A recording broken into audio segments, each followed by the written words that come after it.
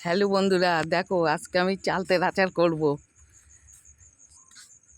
তোমরা দেখো আমি কি করে করি। আমার দাদা খুব চালতের আচার খেতে চায়, কিনে কিনে এনে খাওয়াই, পোষায় না। আজকে একেবারে 4টে চালতে কিনে এনেছি, আচার তৈরি করি। কিভাবে তোমরা দেখো। কেটে কেটে ওই হলুদের জলে দিয়েছিলাম, হলুদ আর লবণের জলে দিলে তাহলে কালো হবে না। হ্যাঁ, এবার একটুখানি ভাপ দিয়ে নেবো।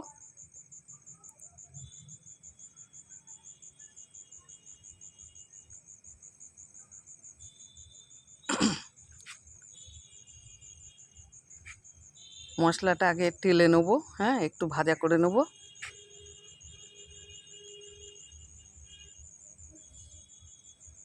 শিলে ঢেলে নিলাম মশলাটা।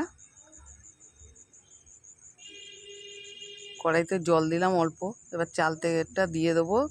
ওই দিয়েও দিয়েছি, একটু সিদ্ধ করে নেবো।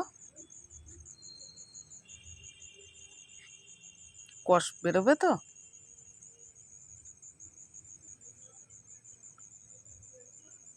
মশলাটা এবার গুঁড়ো করে নিই।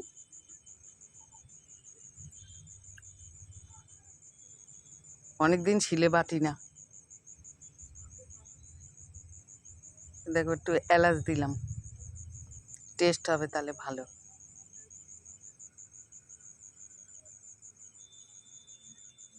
চালতেটা দিয়ে দিলাম, একটু ভাজা করে নেব।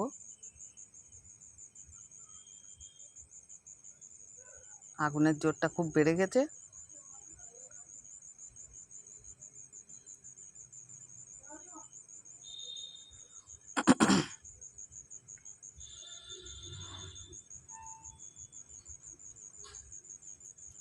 এবার ঢেলে নিলাম।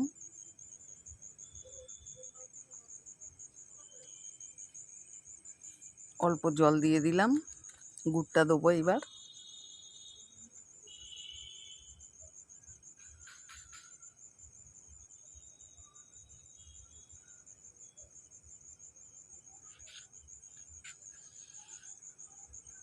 এবার খুন্তি দিয়ে একটু ঘাটাঘাটি করে দিই। এবার চালতেটা দিয়ে দিই, গুড়টা ফুটে গেছে। এবার একটু আটা আটা হলে নামিয়ে নেব। দারুণ হলো চালতের আচার। অনেক দিন ধরে করবো ভাবি, করা আর হচ্ছে না। কিন্তু বাজার থেকে কিনে আনি চালতের আচার। রোজ বিকালে একটু খেতে ইচ্ছা করে খুব।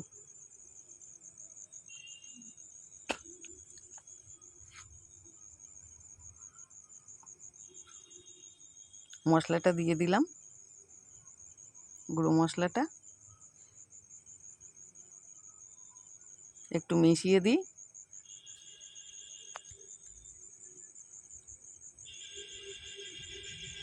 এবার হয়ে গেছে, বুঝলে। এবার আমি ঢেলে নেবো এই থালাটায়।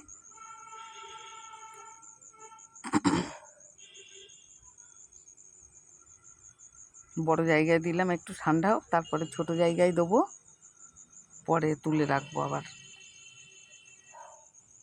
গুড় তো একটু ঠান্ডা হতে সময় লাগবে।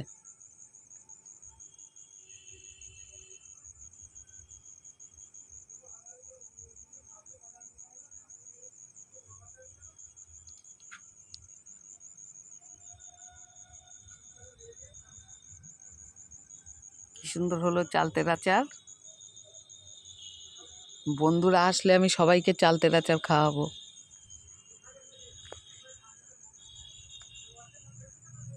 ভালো লাগলে একটু জানিও।